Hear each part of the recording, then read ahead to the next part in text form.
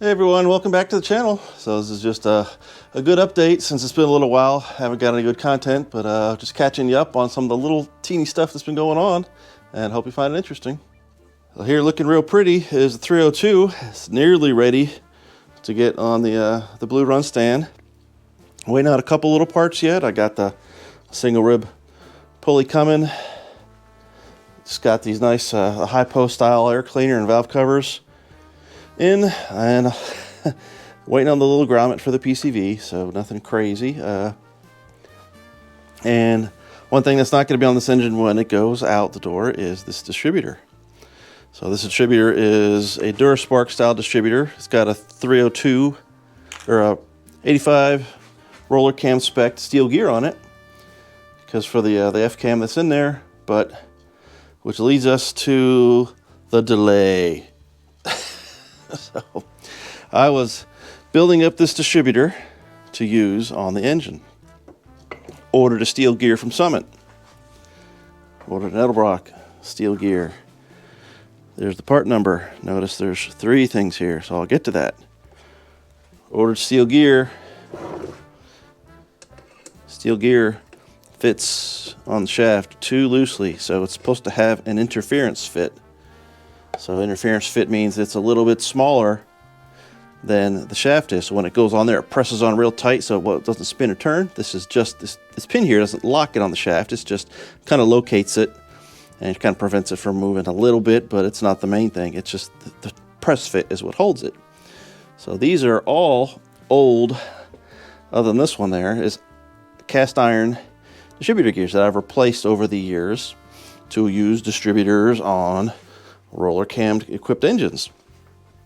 Easy. You press them off, you press a new gear on, no problem.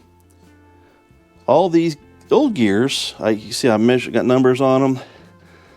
They're all smaller than the shaft is, so they will all press fit on there. All these shafts I measured are within 2/10 of each other in spec. But still, for some reason, the aftermarket, it seems like several people are using the same gear. So Edelbrock and Summit use the same gear in their stuff for steel forward for a 0.467 inch shaft.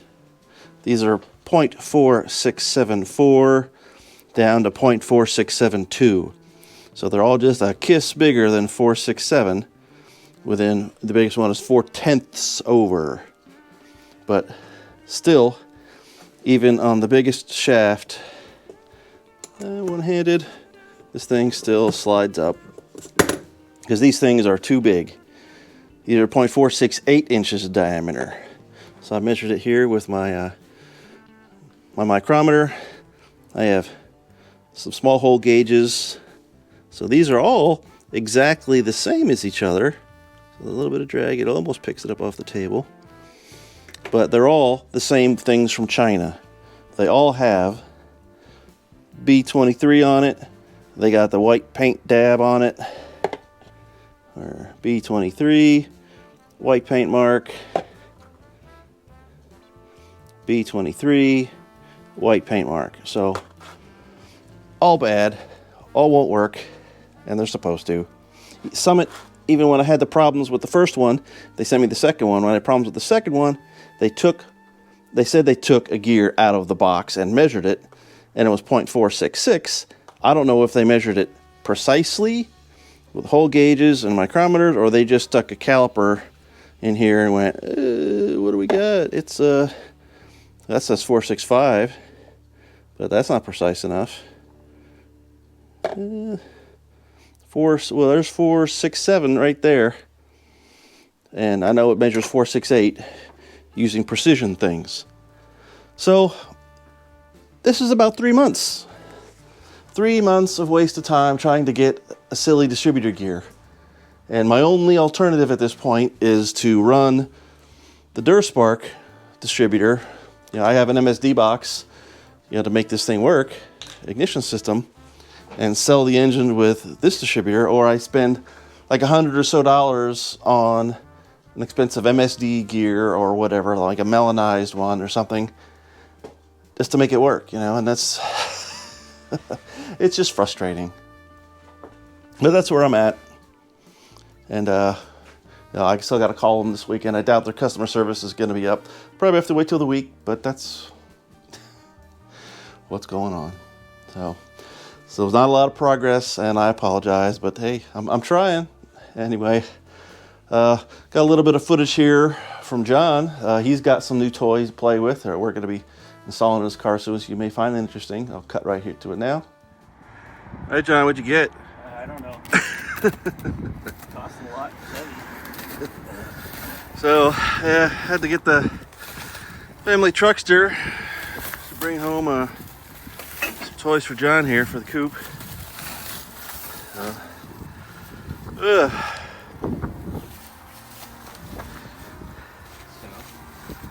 So yeah, sorry about the wind, but this is what it is today.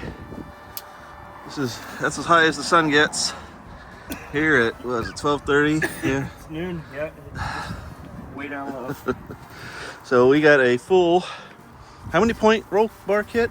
It's called an 8, but it attaches the front. It just doesn't go through to the shock tower, so it stops in the cabin, but it has the hoop and everything around the front.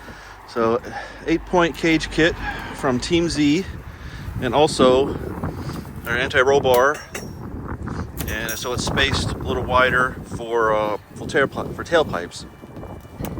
So yeah. This is about as far as we get right now, so I'll shut you down and we'll continue on here in a little bit. And Pete's car, we're still debating what to do with his oil pressure issue. We really, really do need to kind of pull the engine again, pull the pan back off, check everything out. Because last Wednesday, for our Wednesday night wrench session, John wasn't there, he was still feeling ill. But I pulled the distributor out, you know, I stuck a 1/4-inch deep socket all the way down to the oil pump shaft and spun it by hand, and it does feel like there's not a lot of pressure there, especially even compared to this engine. I mean, I know it's brand new and everything's fresh and tight and clearance, but his did not feel like it should, I should say. But you fire it up, it's got okay oil pressure, just not great. Everything sounds amazing. Everything seems healthy. No lifter clatter or anything, but it's just, I don't know if it's going to go the season for us going to the track and things like that. Especially he's going to start really leaning on it a bit more. You know, he wants to get, you know, everybody wants to do better at the track. You know, he's running, you know, 10.6s at 134. So he's really cooking for a stock, well, not stock bottom end, but stock block. But he's with 347, but I think we just got to pull it apart again, take it out of the car, really go through, take all the main caps off, take all the rod bearing caps off, and inspect. We have the time, and I'd rather do it now than in the season when an issue crops back up, because we're going to try to put a little bit thicker oil in it to make it work. And some of the guys alluded to it, saying there's still something wrong, and I agree. It's just, man, it's just a lot of work, and we're trying not to, but everything's leading us down the line to, yeah, we got to play with it, and we got to pull it out again and really go through it, because it's not like it's just in Uncle Jed's pickup truck or anything like that. You know, it's going to be cranking and it's going to be making some power, so we just can't ignore it. Putting thicker oil in, man, it's going to be a roll of the dice, and I just don't want to do that to them. It's going to take some time, it's going to take more gaskets and more fiddling, but it's the right answer. So that's what we're going to probably head for soon, and I know me and John were talking about that today when we went to go pick up John's roll cage and his roll bar.